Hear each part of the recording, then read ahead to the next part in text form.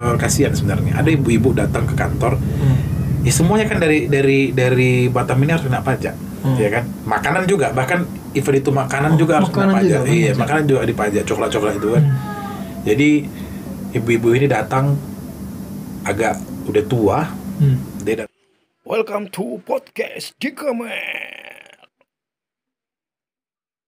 Kembali lagi tadi kita ke bosnya Pandu Logistik. Itu jabatanmu sebagai apa? Bos, manajer. Bos ada itu. Manajer Pandu Logistik. Gimana menurutmu perkembangan jasa kargo di Batam ini? Ya, semenjak ada FTZ ini Bang ya. Bukan nggak bisa ngirim. Bisa. Tapi lebih ribet lah. Iya kan, Batam ini kan FTZ nih Bang.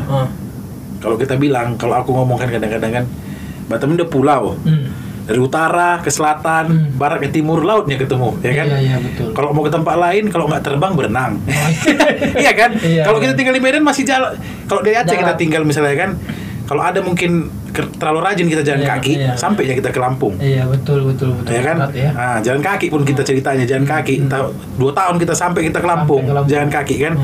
Tapi ceritanya kalau dari Batam ini, gimana bilang? Kayak mana?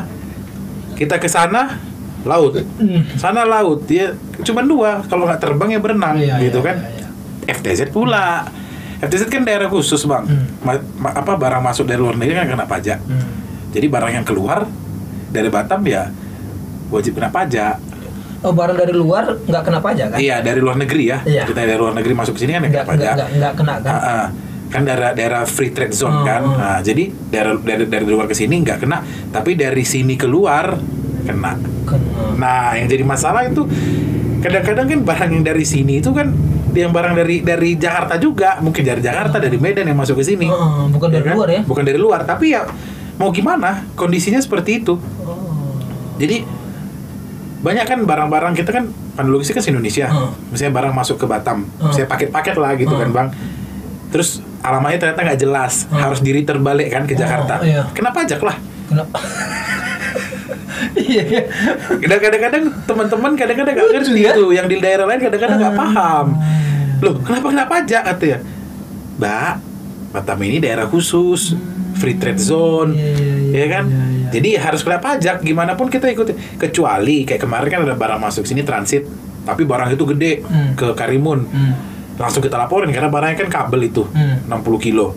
Langsung begitu masuk dari pesawat, turun, dicek ini barangnya kan gede, kelihatan kan satu koli itu kan, langsung dilaporin ke bea cukai di bandara kan. Numpang lewat aja. Karena dia mau transit kan, mau ke Karimun.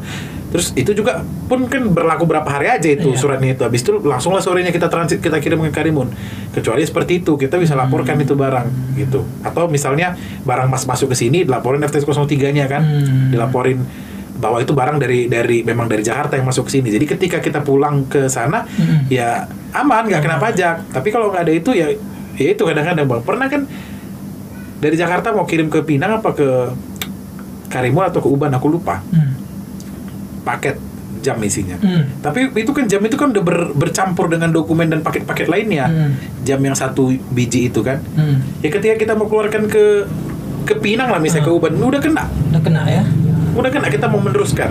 Padahal transit aja dia. Padahal transit aja, tapi itulah kadang-kadang teman-teman dari luar mungkin kurang paham di transit. Makanya saya pernah bilang kalau memang tujuannya misalnya Karimun atau Uban, transitkan aja di Pinang, turunkan di Pinang aja biar Pinang yang teruskan, lebih mudah lah, lebih gak ribet lah. Kalau di sini kan kecuali dia dokumen ceritanya ya, kalau dokumen atau yang lain segala macam kan gak kena pajak kan. Tapi kalau barang ini, kalau barangnya gede masih tahu kita masih lapor. Kalau barangnya udah bercampur-campur, kecil jam tangan jam gini misalnya jam masuk ke situ, udah masuk campur sama paket lain sama dokumen, ternyata pas kita cek itu ke X3 ada pula barang gitu kan. Dan itu ternyata ke misalnya keluar kota, misalnya ke Uban atau Karimun kan. Jadi sulit kita mau meneruskan itu ke sana kayak gitu.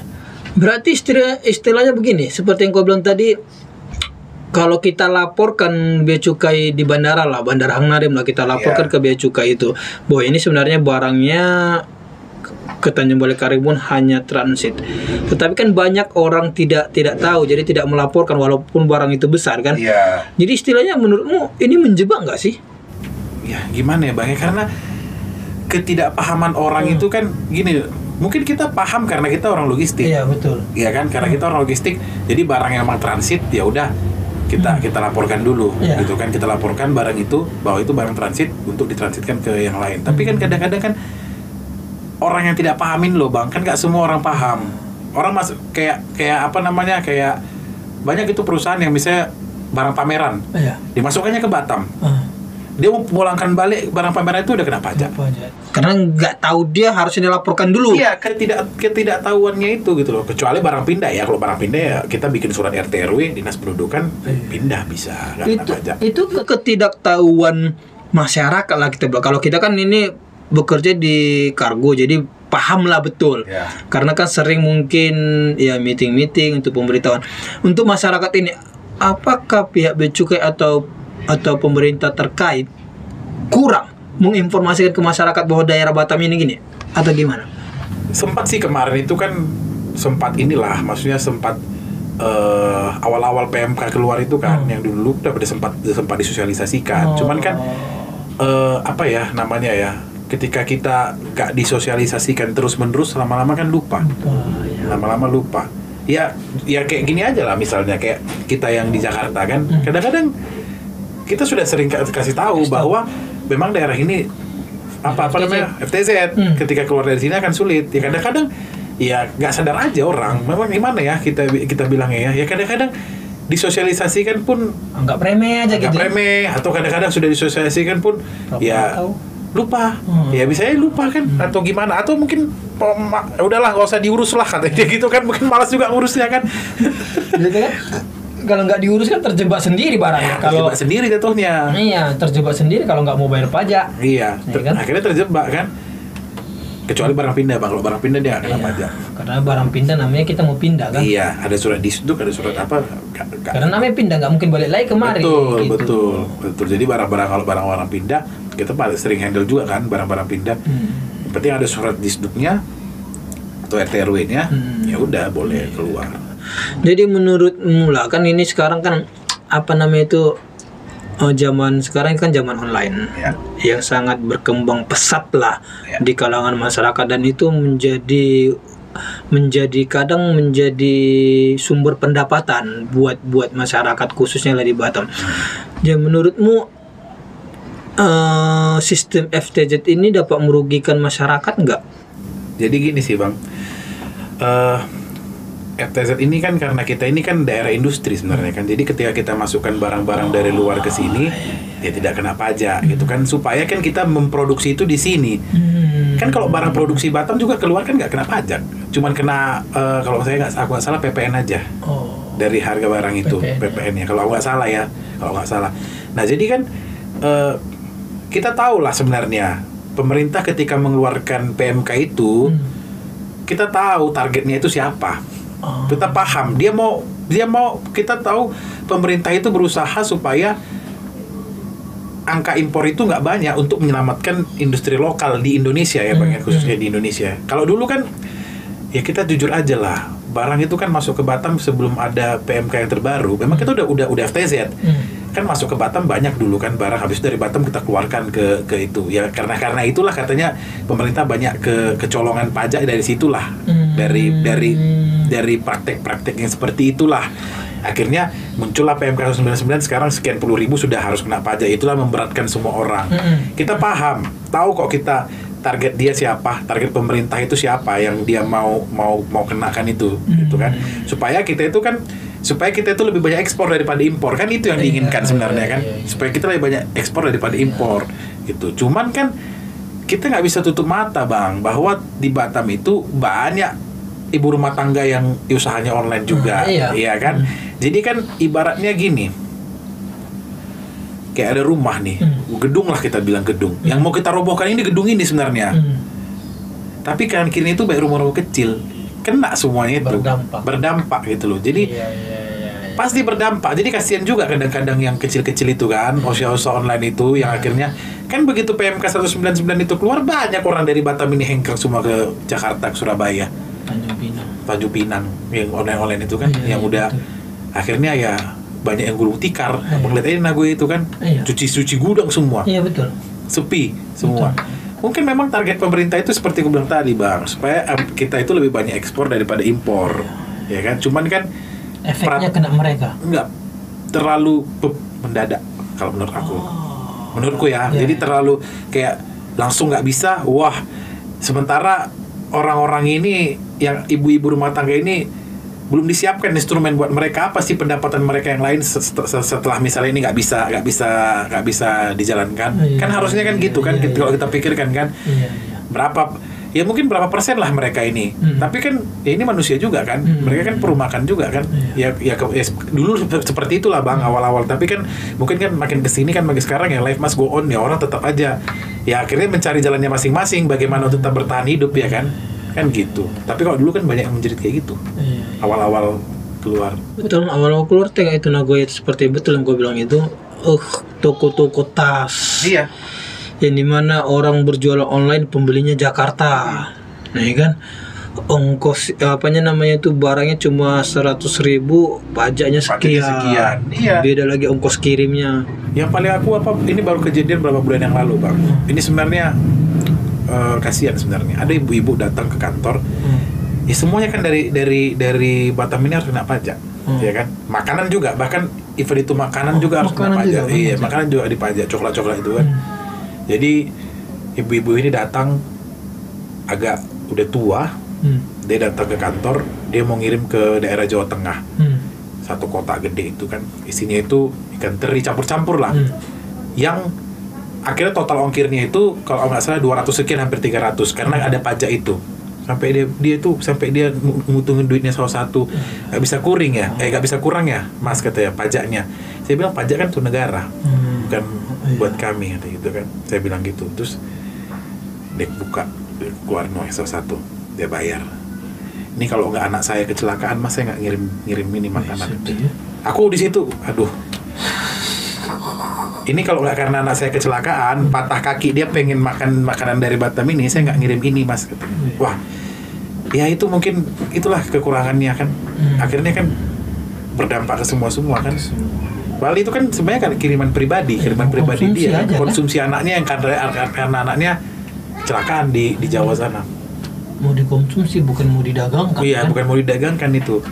Ya daerah FTZ ini kalau menurutku garis besarnya ya ketika barang mau dibisniskan, dia sama-sama untung. Negara juga. Kan di sini kan daerah industri kan. Iya, daerah pemerintah juga dapat keuntungan. Berarti jawabannya tepatlah seperti yang kau bilang tadi. Kenapa di Batam ini daerah khusus FTZ sama seperti semalam yang podcast di tempat kita ini bilang kenapa hak guna bangunan? Karena sebenarnya daerah kita sebenarnya daerah industri. Iya benar. Itu jawabannya juga. Kenapa FTZ? Karena daerah industri. Diperuntukkan Batam ini bukan untuk pemukiman sebenarnya, tapi daerah industri. Tapi semakin berkembangnya zaman kan industri tengok udah kalah dengan pemukiman. Jadi sebenarnya ya pemerintah lebih bijak lah sebenarnya melihat mana sebenarnya barang-barang yang betul-betul digunakan hak FTZ tersebut. Dan seperti makanan itu juga, ya kan, harus dilihat lah, jangan jadi harus dipilah-pilah. Jangan sampai makanan, contohnya lah mama di kisaran sana pingin makan coklat Batam gitu, ya kan, padahal tuh dikonsumsi tuh. Kenapa aja barang gitu kan? Itu baru beberapa bulan yang lalu itu ibu-ibu itu datang ke kantor. Tapi ya mau gimana lagi? Saya bilang kan pajak kan bukan buat saya. Betul. Pajak bukan buat kita, buat pemerintah. Iya, buat pemerintah kan. Pajak itu kan dibayarnya ke negara, ya kan. Mau minta kurang, minta lagi sana. Kalau nggak kita lakukan, dikira kita penggelapan pajak jadi kan. Penipuan kan gitu. Nanti lah segala macam gitu kan. Kita bilang lah nanti harga barangnya nggak sampai sekian gitu kan. Terus supaya dicek. Nah itu kan yang susah. Tapi ya sudahlah, ya mungkin seperti itulah. Harus seperti itu kita hadapi di sini ya. Mau gimana lah. Kalau nggak mau ya silakan keluar dari kasarnya kayak gitu Pak. Kasarnya kayak gitu. Tapi kan ya gimana lah ya. Kalau udah minum tobeng nggak bisa keluar. Ya gak cukup lah kalian pintar lah katanya gitu. Pintar sekali kan, Pintar sekali, harus pintar-pintar lebih. gitu. Ya, Jadi ya, dia ya. pintar-pintar lah katanya gitu kan. Iya, betul. Dampak FTZ ini di kargo ini sangat berdampak nggak ya dengan pengiriman? Ya mungkin kalau pengiriman online berdampak aja lah bang. Enggak Sangat. untuk khusus ya, tapi berdampak juga ya. Oh, ya berdampak lah. Kan dulu orang kirim Rantai, ya? kirim barang online dari Pandu logistik. dari pandu logistik, dari mungkin ekspedisi lain. Mungkin kalau pandu logistik nggak terlalu terasa bang. Terasa pasti terasa lah. Tapi mungkin nggak terlalu terasa karena bang kan pandu logistik ini kan tidak fokus di retail dulu. Maksudnya kayak ekspedisi lain itu kan fokus yang barang-barang satu-satu kan, kayak kiriman tas. Kita juga beberapa kali terima itu kok. Dulu juga kita terima, tapi nggak sebanyak yang lain karena yang lain itu kan Khusus ya ke sana dia ya. yang lain itu kan memang pasarnya kan sampai dia buka outlet di mana-mana. Kalau kita kan abang tahu lah Pandu kan pasar kita kan corporate. Iya. Banyak jadi kita banyak kirim dokumen kan. Iya. Kita banyak kirim dokumen, banyak kirim apa surat-surat gitu kan. Memang pasar kita ke situ. Jadi memang terasa nggak ya? Terasa lah pasti. Cuman mungkin akan terasa kali yang lain-lain itu. Yang Ya kan? fokus ke tas. Yang memang dia ke retail itu kan. Wah, pasti itu turun berapa puluh persen lah. Ya, betul. Ya kan? Kalau kita kan memang fokus kita kan ke dokumen, surat. Jadi kan kalau dokumen surat itu ya tetap aja berjalan seperti biasa. Iya. Namun sekarang teknologi COVID akhirnya membuat gini bang. Kita nggak bisa juga melawan teknologi bang. Aku bilang. Kalau sekarang dulu kan orang masih baik kirim surat. Sekarang surat itu udah email loh. Iya kan? Tanda tangan udah elektronik loh, udah e-sign loh sekarang. Iya, betul. Dulu pernah kami dapat kiriman sertifikat. Ya kan? Sampai berapa puluh sertifikat itu ke seluruh Indonesia kan dari Batam. Lumayan kan? Tanya kan, nggak ada sertifikat lagi. Udah elektronik sekarang. Tanda tangannya udah e-sign, di-download di masing-masing tempat. Apa mau dibuat? Iya ya. Tidak bisa kita melawan teknologi. Teknologi yang bikin itu semua. Nggak bisa kita. Ya kan? Dulu sebelum COVID kalau rapat harus berangkat ke Jakarta. Iya, Sekarang Zoom. Iya. Gara-gara Zoom seminggu bisa 3 kali. Iya. Gara-gara rapat. Kalau dulu kan mungkin sebulan sekali rapat. Iya. Kalau sekarang seminggu 7 hari bisa 9 kali rapat. Kena dampak lagi pesawat ya kan? Kena Dampak pesawat lagi kan? pesawat lagi kan. Tiketnya kan Nah, aduh. semua memang susah kena. ya. Gara-gara COVID sih sebenarnya. Habis itu COVID. Si Covid ini kampret juga ya. Iya. Apalagi 2020 kemarin kan. Kacau kali bang. Kayak tidur kan. Tiba-tiba bangun. Udah 2021 ini. Iya, betul. Jadi garis besarnya kita kembali lagi ke FTZ tadi. Menguntungkan nggak buat ekspedisi nih FTZ atau merugikan? Balik lagi lah bang sebenarnya.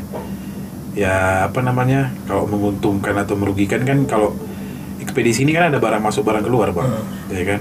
Ya apa namanya, kalau tergantung ekspedisinya bang, karena kan kita juga ada barang apa namanya, kayak kelasnya kita kan, kelas-kelas ekspedisi itu kan ada yang main kontainer langsung, yang kirim ke Singapura. Bisnis ekspedisi itu selamanya nggak akan pernah mati sebenarnya.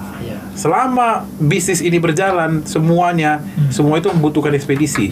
Apapun yang dikirim, apa yang masuk, semua butuh ekspedisi. Karena itu pernah temanku bilang, bisnis ekspedisi inilah yang tidak akan mati, tapi harus kreatif. Iya, itu dia jawabannya, harus kreatif. Ya kan, harus kreatif. Kenapa? Ya karena nggak semua orang pasti, bawang pun dikirim orang kok dari Medan sana, berarti tetap butuh ekspedisi kan.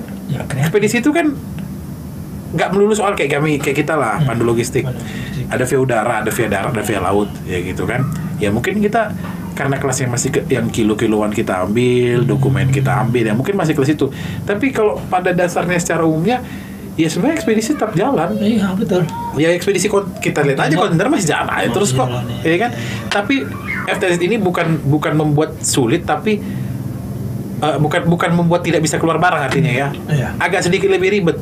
Harus urus ini, harus urus itu supaya barang itu bisa keluar misalnya kan. Kayak dari Batam misalnya kirim kontainer dalam satu kalau dari luar itu kan masuk ke sini masih bisa loss kargo bang. Barang yang kontainer itu campur-campur. Kalau dari sini kan nggak bisa. Karena dia harus dilaporkan, barang dan isi kontainer itu harus dilaporkan apa aja gitu kan. Nah itu yang dikirimkan keluar kan gitu kan. Jadi kalau dibilang gimana ekspedisi, ya masih bisa jalan, cuman agak sedikit lebih ribet, itu aja sebenarnya. Ya harus kreatif lah, kayak gitu. Intinya sih gitu aja bang. Berarti ribetnya cuma butuh waktu tambahan lah Ya, artinya ekstra. yang tidak di luar sana, yang misalnya lah kayak dia apa. Contoh lah aku bilang bang, kalau kita kayak aku misalnya ada ekspedisi di Medan, aku beli 1 kok diesel. Dari Medan sampai ke Surabaya itu bisa jalan itu. Karena tidak ada peraturan seperti di Batam ini yang membatasi barang itu harus ini, barang dilaporkan, barang ini bla bla segala macam. Tidak ada. Tapi kalau di Batam aku beli kok diesel, kayak aku bilang tadi sama abang, kanan kiri kita laut. Iya, mau kemana? Mau kemana? Diseberangkan, harus bayar pajak, harus lapor pajaknya. Apa isi mobil itu? Iya. Iya kan? Kan beda cerita kalau kayak cabang-cabang lain, misalnya Pandu kan cabang-cabang di Pandu ini kan benderanya udah di mana-mana. Iya. 29 tahun dari Sabang sampai Merauke, itu semua ada cabang Pandu. Kalau aku misalnya Pandu misalnya kita buka di Medan, kan Pandu ada juga misalnya di Medan punya mobil 1, itu kan sudah bisa mengangkut barang Pandu dari Medan sampai kemanapun. Iya, Lampung semua jalan mobil itu sampai kemana-mana kan. Itulah itunya cerita apa namanya bedanya karena jalurnya itu ada darat. Kalau kita di Batam mana laut semua kiri kanan. Ya berenang lah kita bawa barang itu kan nggak mungkin. Pas mau keluar dari sini juga kan dicek bea cukai ya kan, apa isi barang kau ini kan. Nah, bayar pajak lah kan gitu. Jadi nggak bisa kadang-kadang disamakan ketika kita kadang-kadang lihat kalau misalnya kayak kita dipandu dengan cabang-cabang lain kan, dengan cabang-cabang daerah lain. Ya Bapak juga bilang kita kadang-kadang nggak bisa samakan juga. Ketika cabang misalnya di mana itu kan ngirim barang itu kan nggak mikir ngirim barang apa saja bisa, apa saja bisa. Ya di Batam bisa nggak apa saja, ya apa saja bisa. Tapi ada setelah itu, tapi bayar pajak. Kan gitu. Atau misalnya emang barang itu memang pernah masuk sini diurus gak dokumennya, biar keluar kena pajak. Kan ada tapinya. Kalau yang sana kan selama barang itu ya angkat beras pun dia dari angkat sampah sana, dari angkat bawang pun dari angkat buah pun dia dari sana bisa. Kalau dari sini apa mau kita lakukan bang? Iya betul. Kalau ini ya, tapi kalau abang bilang secara umumnya misalnya ekspedisi tetap jalan. Cuman ada yang memang yang mungkin kalau untuk ekspedisi besar kayak kontainer-kontainer itu tetap jalan bang. Apalagi barang dari sini juga banyak yang dikirim ke Singapura kan. Ke Singapura kan nggak terlalu ribet, paling urus dokumen-dokumen. Tapi mungkin kayak kelas kita. Mungkin kayak kelas ekspedisi yang lain yang tidak main kontaineran besar, ya mungkin terdampak kalau memang dulu pasarnya adalah online shop, pasti terdampak. Atau mungkin yang barang-barang misalnya ngirim-ngirimnya ya nggak banyak lah, misalnya bangsa-bangsa 300 kilo gitu kan. Kalau kontainer itu kan udah tontonan itu, udah isinya udah sama semua itu isinya kan. Jadi isi kontainer itu apa, misalnya isi kontainernya itu misalnya meja semua kan gitu, misalnya contohnya kan meja hasil semua produksi Batam, hasil produksi masuk semua di situ, kirim semua kan gitu, tapi biasanya sama kan di situ semua. Sama semua isinya. Dan dikirimlah hasil produksinya di sini, dikirim misalnya ke Singapura atau dikirim ke Malaysia. Tapi ekspedisi jalan nggak? Ya tetap jalan gitu. Tetap jalan, harus lebih kreatif ya kan. Tetap bisa barang ini keluar, apapun cerita tetap bisa barang dari Batam ini keluar, yang penting bayar pajak. Dan ada waktu yang dibutuhkan ekstra. Ya kan? Kalau di luar sana mau kirim langsung berangkat. Kalau kita kan enggak. Ini barang dari mana, berapa harganya, mana notanya. Kan gitu, mau dikirim kemana. Nah itu kadang-kadang kan kenapa di Batam nggak bisa ekspres 1 hari? Ya nggak bisa lah bos. Kita mau ngirim barang misalnya ke bandara aja, kita ke TPS dulu. Habis dari TPS baru ke bandara. Makan waktu kan. Beda kan kalau daerah yang lain. Misalnya kan contohnya kita tinggal datangnya ke bandara kirim. Kan rata-rata di sini aku kurang tahu, kayak cuman ada 1 ekspedisi aja yang bisa 1 hari. Tapi rata-rata ekspedisi itu ke luar kota itu udah ada yang 1 hari bang. Paling tidak 2-3 hari. Iya, Batam nggak bisa. Karena ya itu tadi aku bilang, dia butuh waktu. Dia harus ke TPS dulu, ngirim barang misalnya dari udara kan, dia harus ke TPS dulu, dan TPS dulu baru dibawa ke bandara, baru dikirim. Sebelum dikirim dicek lagi, bilang cek lagi betul nggak pas nanti disegel habis itu kan, nanti ditambahin lagi begini kan gitu kan, kirim lagi. Ya itu memang ya mau gimana ya, memang seperti itu adanya. Ya memang kita kalau dibilang bisa nggak kirim barang, ya bisa. Ya bisa kirim barang, tapi kan ada tapinya, nggak titik aja dia bang. Tapi kan bisa kirim barang, bisa. Kalau sana kan bisa kirim barang, bisa titik. Kalau di sini kan bisa koma, tapi tapi memang sangat berdampak buat all shop lah ya. Mungkin kalau untuk all shop all shop ya, memang ya mungkin berdampak sekali lah. Berdampak sekali. Berdampak sekali lah. Mungkin buat ibu-ibu rumah tangga. Kan dulu kan ibu rumah tangga itu rata-rata online shop bang. Iya betul. Iya kan, ngirim barang, reseller, ya kan. Tas-tas di sini harga 150.000, mungkin di Jakarta sampai 400. Iya, kayak gitu. Cuman kan ya kayak kemarin yang aku bilang, kayak tadi lah aku bilang yang PMK itu ya mungkin ada yang diselamatkan. Industri-industri lokal kita yang di Jawa mungkin sana kan itu mungkin diselamatkan industri lokal kita. Tapi kan ya bagaimana pun ya dampaknya kan tetap ada lah bang untuk yang orang-orang yang memang yang menggantungkan hidupnya ke situ. Seperti yang kau bilang tadi, betul. Kalau sekiranya kalau mau hidup ya lebih kreatif. Iya, jadi kalau mau hidup ya kalau kita gitu-gitu aja bang, nggak ketinggalan kita. Orang udah sampai ke bulan.